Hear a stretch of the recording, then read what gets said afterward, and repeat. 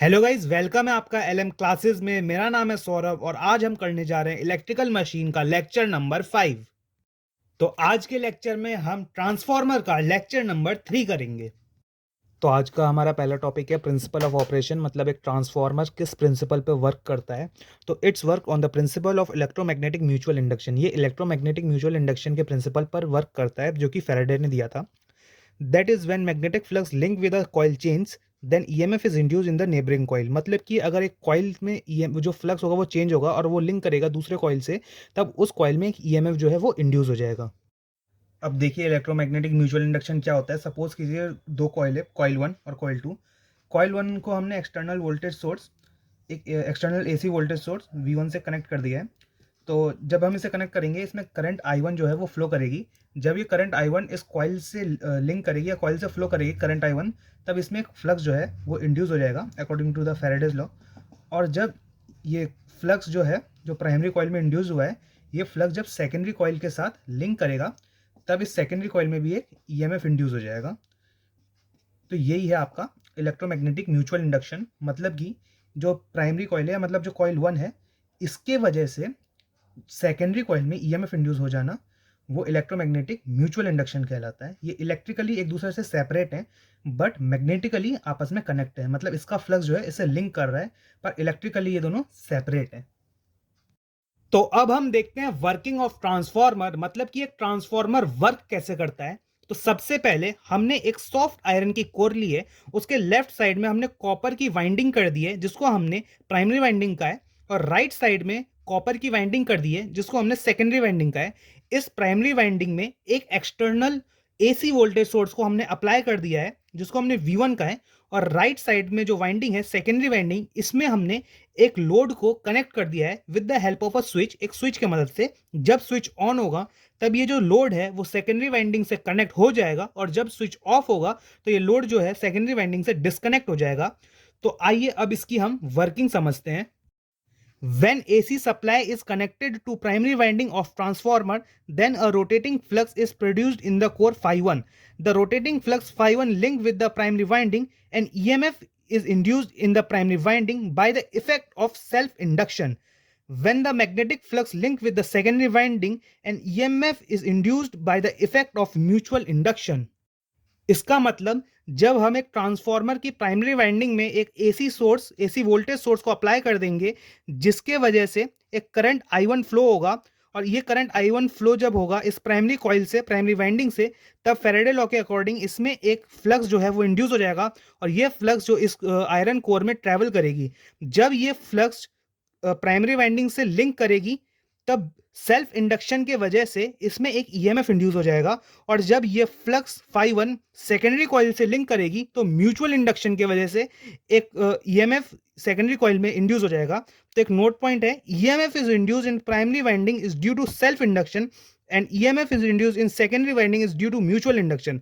मतलब कि जो प्राइमरी वाइंडिंग है उसमें जो ईएमएफ इंड्यूस होगा फाई 1 की वजह से, वो सेल्फ इंडक्शन की वजह से होगा, और जो सेकेंडरी कॉइल में ईएमएफ इंड्यूस होगा फाई 1 की वजह से, वो म्यूचुअल इंडक्शन की वजह से होगा। तो आइए देखते हैं working of transformer at no load condition when switch is off. तो केस 1 है एट नो लोड कंडीशन। तो ये एक ट्रांसफार्मर है एट नो लोड कंडीशन। इसमें क्या होगा, प्राइमरी साइड तो वैसी रहेगी लेकिन सेकेंडरी साइड में ओपन हो जाएगा। तो प्राइमरी साइड में देखिए वोल्टेज सोर्स V1 है, इसके वजह से करंट I1 जो है वो फ्लो कर रही है इस कॉइल, प्राइमरी कॉइल में। तो जब ये I1 प्राइमरी कॉइल में फ्लो करेगी तब फैराडे लॉ के अकॉर्डिंग इसमें एक फ्लक्स इंड्यूस हो जाएगा। जब ये फ्लक्स फाई 1 लिंक करेगा प्राइमरी कॉइल से तब सेल्फ इंडक्शन की वजह से इसमें एक ईएमएफ इंड्यूस हो जाएगा, और यही फ्लक्स फाई 1 जब लिंक करेगा सेकेंडरी कॉइल से तब म्यूचुअल इंडक्शन की वजह से इसमें ईएमएफ E2 जो है वो इंड्यूस हो जाएगा। अब due to this induced EMF E2 एक करंट फ्लो करेगा इस कॉइल I2 में, लेकिन यहां पे तो कोई लोड है ही नहीं, तो ये ओपन सर्किट हो जाएगा जिसकी वजह से I2 की वैल्यू 0 हो जाएगी। अब देखते हैं क्या होगा जब लोड कनेक्ट कर दिया जाएगा सेकेंडरी कॉइल में ट्रांसफार्मर के। तो प्राइमरी साइड में तो सेम रहेगा, ये V1 की वजह से करंट I1 फ्लो किया, इस I1 के फ्लो करने से इस कॉइल पे एक फ्लक्स जो है फाई 1 जो है वो इंड्यूस हो गया। ये फ्लक्स जब लिंक करेगा सेकेंडरी कॉइल से तो फाई 2 ईएमएफ इंड्यूस होगा, और ये फ्लक्स जब प्राइमरी कॉइल से लिंक करेगा तो E1 flux E1 EMF induce होगा। अब ये जो E2 ईएमएफ हुआ, इंड्यूस्ड हुआ, अब यहाँ पे जो लोड कनेक्ट है इसकी वजह से सर्किट पूरा हो रहा है। तो इसके वजह से एक करंट I2 जो है वो पूरे सर्किट में फ्लो करेगी। अब क्योंकि यहाँ पे लोड लगा हुआ है जिसका कुछ रेजिस्टेंस होगा, तो लोड रेजिस्टेंस RL ले लेते हैं उसे। तो यहाँ पे एक वोल्टेज ड्रॉप होगा जिसे हमने V2 से डिनोट कर दिया। अब जब ये I2 जो है फ्लो करेगी सेकेंडरी कॉइल से, तो एक फ्लक्स जो है वो phi2 इंड्यूस हो जाएगी इस कॉइल में, जो कि ये जो phi1 फ्लक्स है इसके अपोजिट डायरेक्शन में होगी। अब due to phi2 overall flux get decreased, but as we know transformer is constant flux machine. मतलब कि ये जो phi2 है ये जब फ्लो करेगी इसके अपोजिट डायरेक्शन में, तो वो ओवरऑल फ्लक्स को जो है वो घटा देगी। लेकिन हमें पता है ट्रांसफॉर्मर एक जो है कांस्टेंट फ्लक्स मशीन है, जिसके वजह से क्या करना पड़ेगा हमें, V1 generates I2 dash to minimise the effect of phi2।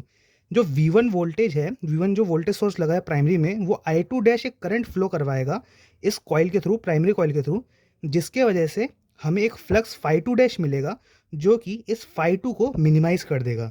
तो फाई नेट की वैल्यू हो जाएगी हमारे पास phi1 जो प्राइमरी जो I1 करंट की वजह से प्रोड्यूस हुआ, phi2 dash plus phi2 dash जो I2 डैश करंट की वजह से मिला, माइनस phi2 जो हमें I2 की वजह से मिला। तो ये है आपका working of transformer at load condition. Now see the overview of the working principle. सबसे पहले हमने AC एक्सटर्नल वोल्टेज सोर्स लगाया जिसकी वजह से हमें वोल्टेज मिला V1।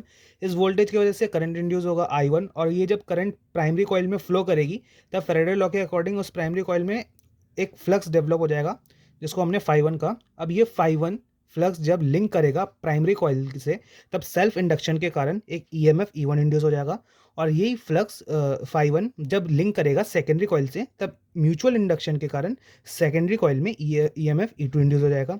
अब अगर उसमें कोई भी लोड कनेक्ट नहीं है तो सर्किट जो होगा वो ओपन होगा। सेकेंडरी कॉइल में जो कोई लोड नहीं है तो सर्किट ओपन होगा, जिसकी वजह से I2 की वैल्यू 0 हो जाएगी। लेकिन अगर हम लोड कनेक्ट कर दें तो उसमें जो I2 होगा उसकी वैल्यू 0 नहीं होगी, बल्कि कुछ ना कुछ वैल्यू होगी, क्योंकि जो वो लोड लगा है उसमें कुछ रेजिस्टेंस होगा, तो उसको हमने लोड रेजिस्टेंस RL कह देते हैं। तो उस रेजिस्टेंस की वजह से उसमें एक वोल्टेज ड्रॉप हो जाएगा जिसको हमने V2 का। अब ये I2 के वजह से जब I2 फ्लो करेगी सेकेंडरी कॉइल में, तब एक फ्लक्स जो है वो phi2 डेवलप हो जाएगा सेकेंडरी कॉइल में। अब जो ये phi2 फ्लक्स है वो मेन फ्लक्स को अपोज करेगा क्योंकि ये इसका अपोजिट डायरेक्शन में है। पर हमें पता है जो ट्रांसफार्मर होता है वो कांस्टेंट फ्लक्स मशीन होता है, यानी कि ओवरऑल जो फ्लक्स रहना चाहिए ट्रांसफार्मर वो सेम रहना चाहिए। तो क्या करेगा, जो प्राइमरी सोर्स है, प्राइमरी वोल्टेज सोर्स है जो हमने एक्सटर्नल कनेक्ट किया है, वो क्या करेगा, एक करंट I2 और प्रोड्यूस करेगा, जिसके वजह से एक phi2 डैश फ्लक्स जो है वो इंड्यूस हो जाएगा प्राइमरी कॉइल पे, जो कि phi1 के डायरेक्शन में होगा, जो अपोज करेगा या कह सकते हैं मिनिमाइज करेगा इस phi2 को, जिसके वजह से जो नेट फ्लक्स होगा वो कांस्टेंट रहेगा। तो नेट फ्लक्स आ जाएगा phi1 plus phi2 dash minus phi।